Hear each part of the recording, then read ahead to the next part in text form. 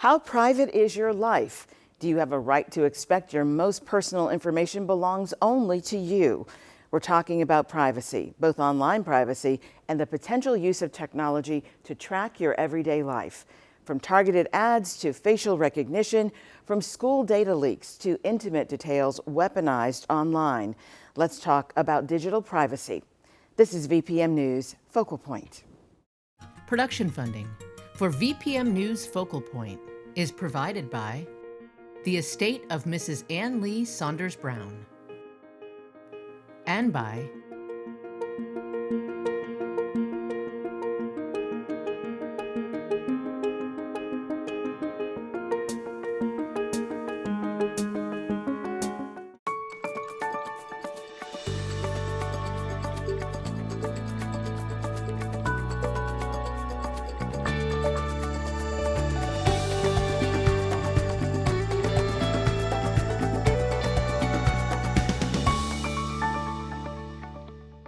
This is VPM News Focal Point. I'm Angie Miles. We're going to talk about expectations of privacy versus what's happening in the world today. Are you aware of how much of your personal life is available for others to see or to sell? Do you have privacy rights? And if so, are they enforced? These are some of the questions we'll explore in this program, beginning with targeted ads. They impact all Virginians. What you type in your search bar and your social media accounts, as well as your online activity, can lead to specific advertising tailored to you. So, what are your privacy rights in the digital sphere? In Virginia, a new law went into effect earlier this year, giving consumers some of their power back. VPM News reporter Kairis Manzanares has more. In today's digital world, privacy is virtually non-existent. Advertisers can track your activity and use your personal data for a range of things, from marketing products to pushing political ads. The Consumer Data Protection Act was legislation that I introduced several years ago to start protecting people's data and their data privacy. That's Senator Dave Marsden of Fairfax, who championed Virginia's successful effort to pass a data privacy law. Quite simply, if you are getting targeted ads from a particular source, you can notify them. I no longer want them. I no longer desire to have them sent to me, and they will purportedly stop. Virginia is only the second state to pass a data privacy law. And what makes it powerful is that it's enforced by the state's attorney general. And those protections extend to children who are increasingly affected by online tracking. I believe that targeted ads are an issue for parents. First, because children shouldn't be profiled at such early age. I think that they should be protected by a certain amount of privacy that we're all entitled to, but specifically minors. Tanya Fernandez is a mother of two, ages 13 and 8. She says she's vigilant when it comes to their digital footprint. And we do need support from our government, from our community, to say it's not okay for you to experiment with our children. Under the Privacy Act, Virginians have the right to know what personal data is being collected or maintained. Companies are now required to provide you with a copy of the information if you ask for it.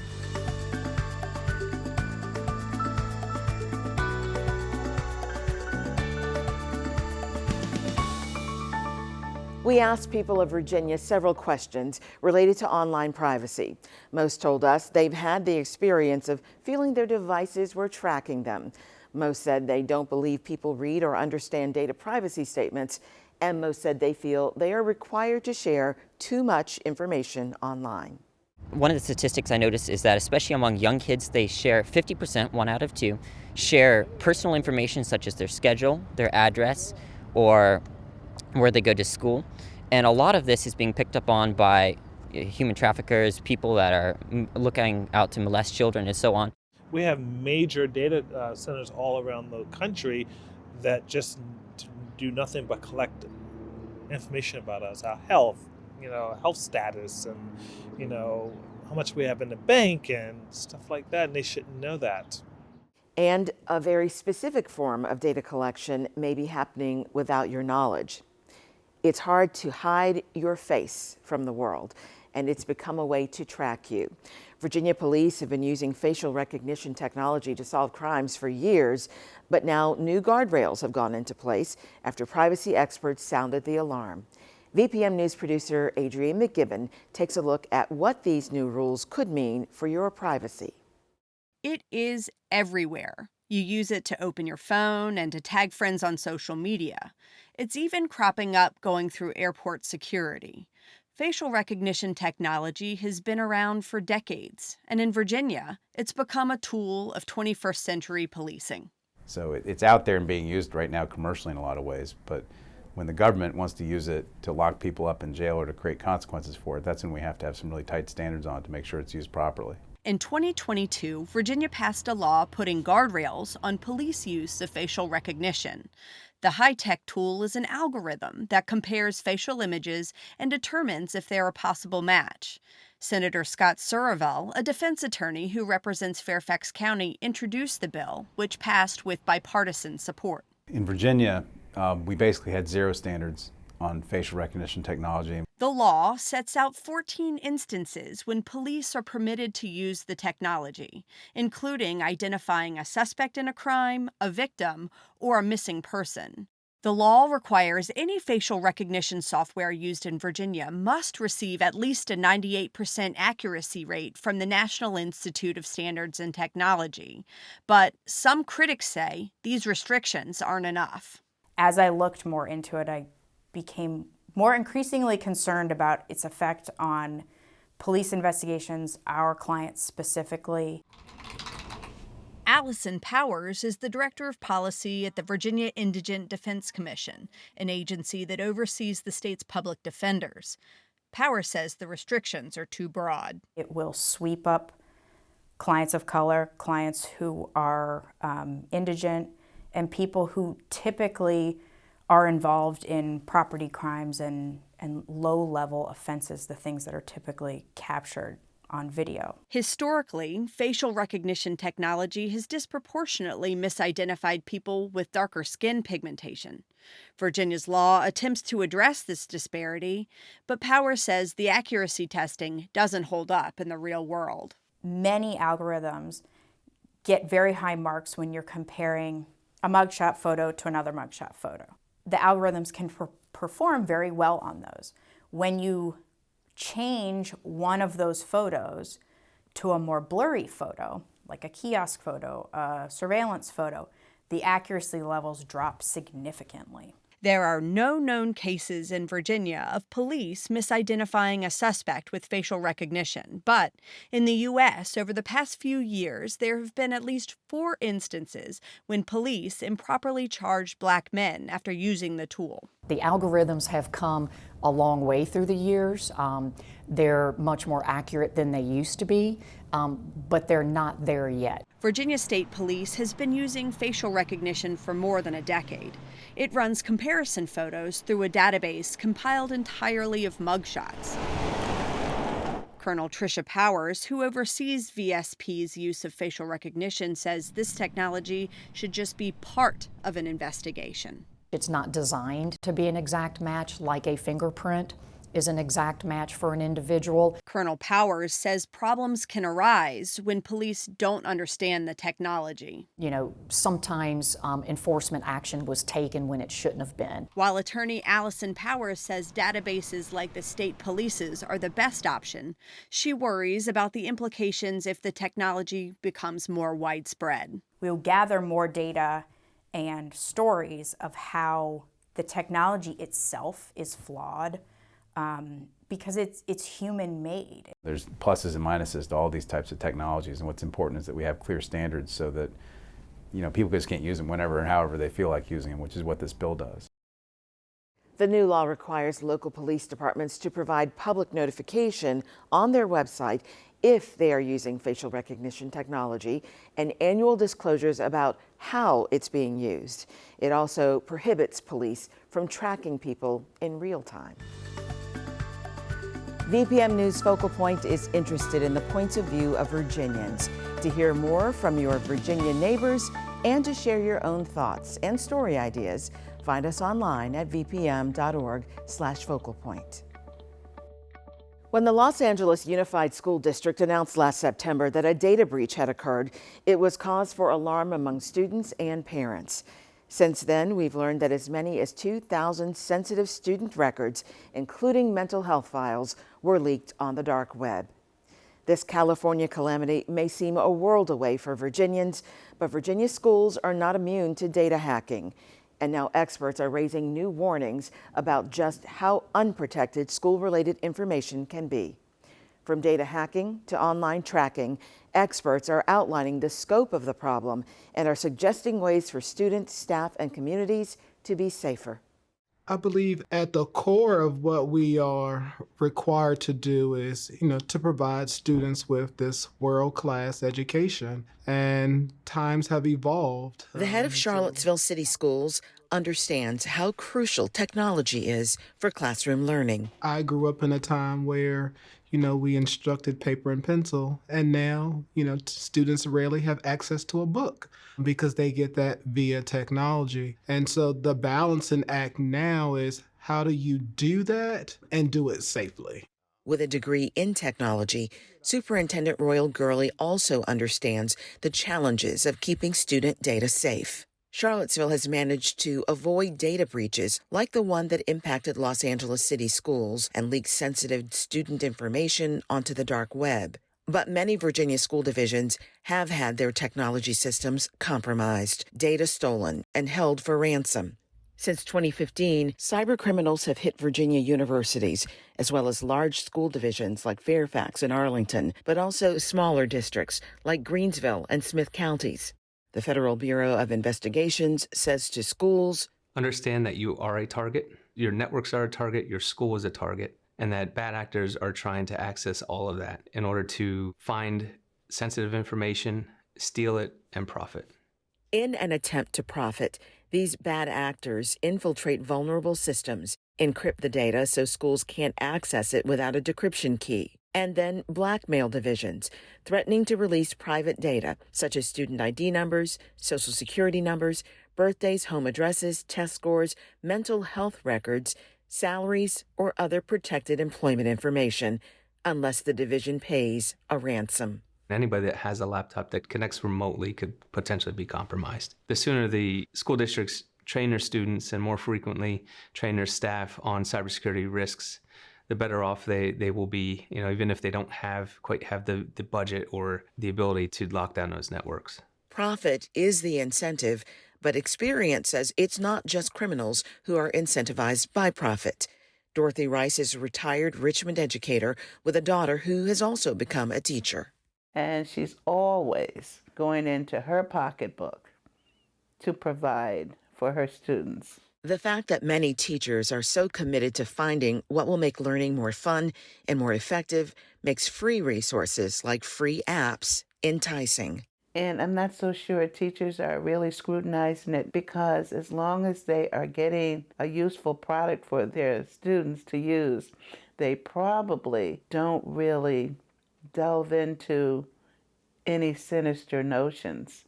Nothing is free. And so I think we've done a very good job through our professional development and saying, hey, if you see something you like, let's run it through technology. Let your principal know. Let's do it the right way, because there's so many unintended consequences. It's the unintended consequences that concern Amanda Kozak. The Powhatan mom has homeschooled her children since the start of the pandemic. She's been studying data privacy issues, and she says parents should be paying much more attention.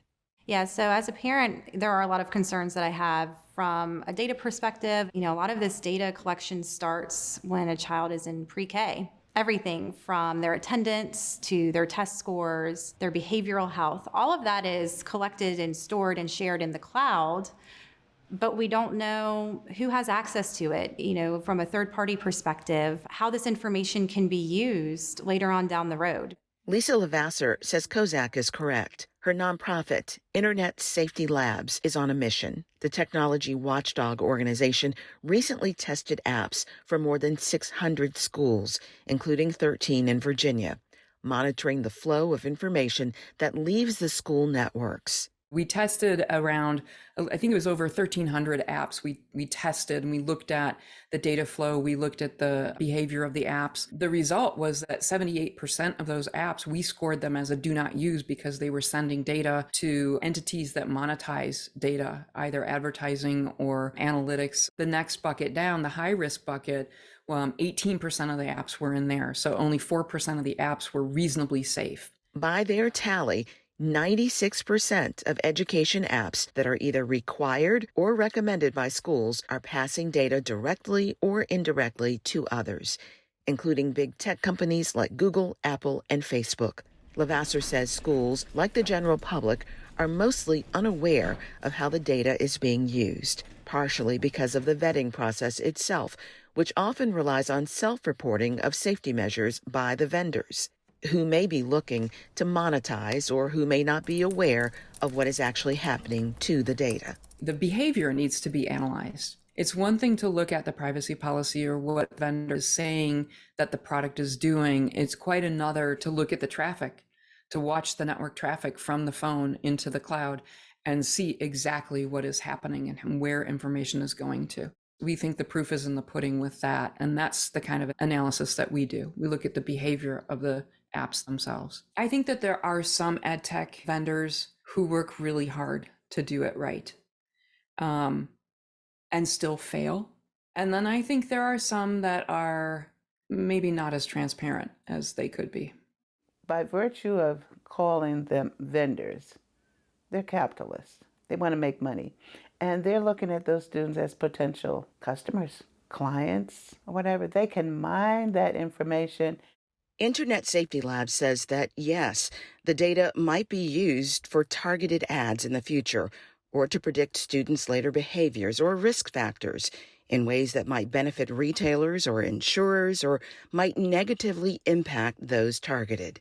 We see direct pipelines between school, technology, and law enforcement, including emotional and social assessments and things like that. And that's deeply troubling, especially for communities of color, because it's just a self-fulfilling machine with all of the implicit bias. This is an issue that impacts everyone.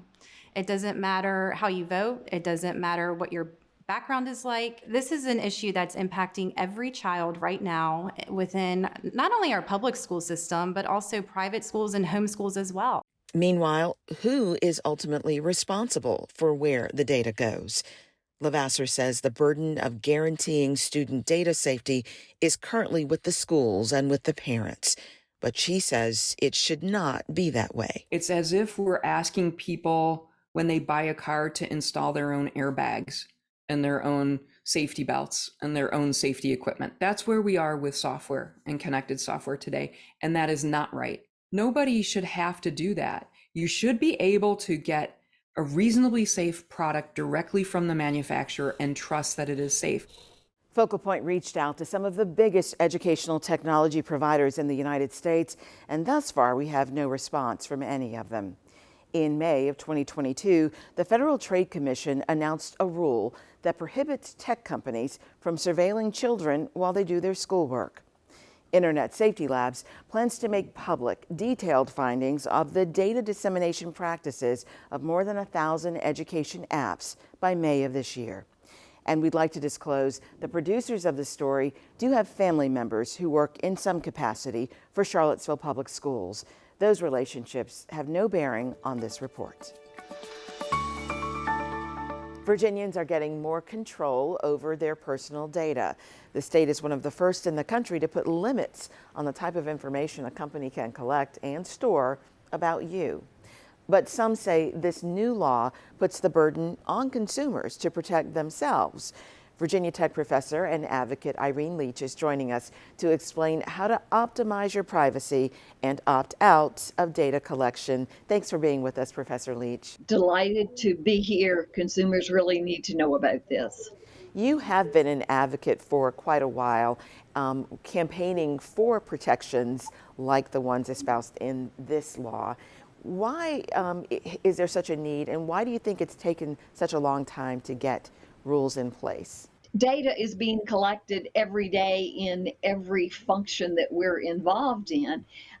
And so far, the United States has failed to put reasonable guardrails up to protect and make sure that consumers do own our own data and that we're not taken advantage of. What's wrong with the law as it's written?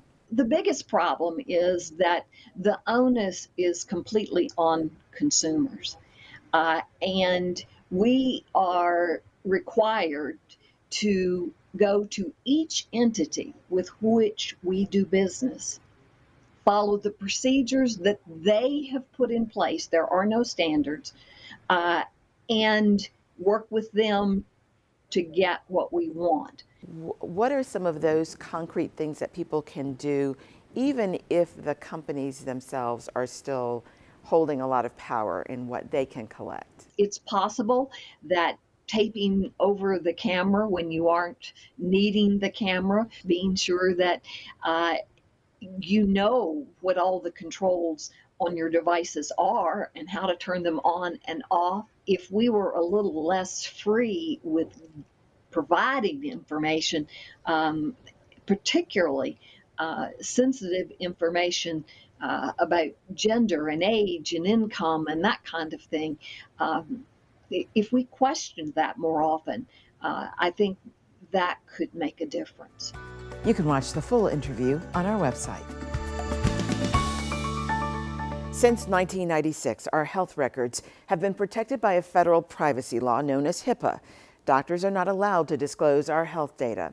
Yet, much of our personal information is available on internet-connected devices, and there's growing concern about who should have access to that. Last month, Governor Glenn Youngkin helped defeat a bill that would have barred law enforcement from accessing menstrual data from tracking apps. VPM News senior producer Roberta Oster introduces us to a University of Virginia law professor leading a national movement to protect intimate privacy.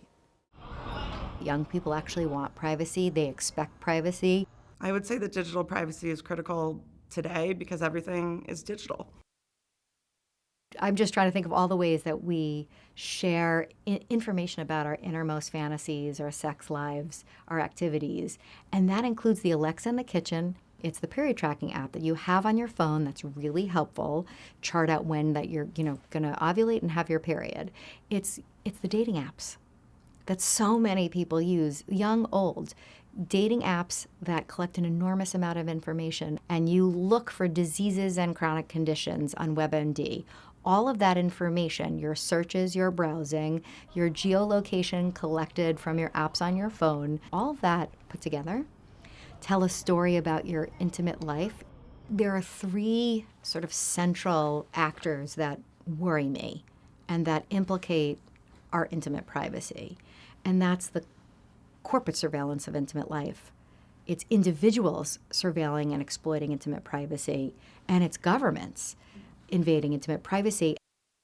When it comes to the corporate surveillance of intimate life, we know that like 1/3 of all women and girls use some type of health app. And those health apps gather a tremendous amount of intimate data that is then shared and sold onward and then sold to data brokers. If you read the privacy policies on each and every one of the things I've just talked about, most often they're saying we're sharing that information with third parties. And those third parties often include advertisers and marketers. Companies may say to us the information is anonymized, but it's often accompanied with your mobile device ID number, which is your name. In a state in which abortion is criminalized, and that state abortion law might criminalize the actions of doctors as well as anyone helping a person who gets an abortion. And it could also include the pregnant person.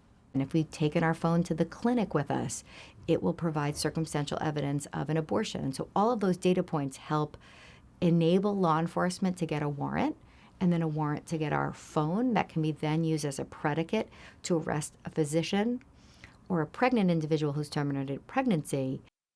As Professor Citron had, I've learned from her, we tend to think of privacy in these silos. And we have the law HIPAA that protects health data. in certain contexts, but in much more limited contexts than a lot of people think. And we also have some consumer protection privacy laws. But we don't have a comprehensive piece of legislation that protects privacy in all respects. And I think that that is the goal. What are the protections that we have in Virginia around intimate privacy? And the answer is woefully inadequate because Virginia lacks a comprehensive approach to intimate privacy. We all deserve intimate privacy. We all want it, we all expect it, and we all deserve it. And so I think we need to bring our moral chops to the table and say, this is for all of us, and stop it. Professor Citron recently published Fight for Privacy, a book that explores this issue and your legal rights. Learn more about our stories at vpm.org/focalpoint. There you'll also find links to our full interview with consumer advocate Irene Leach and information on how to protect your privacy. We invite you to share your story ideas with us, and we thank you for watching. We'll see you next time. Production funding for VPM News Focal Point is provided by the estate of Mrs. Ann Lee Saunders Brown and by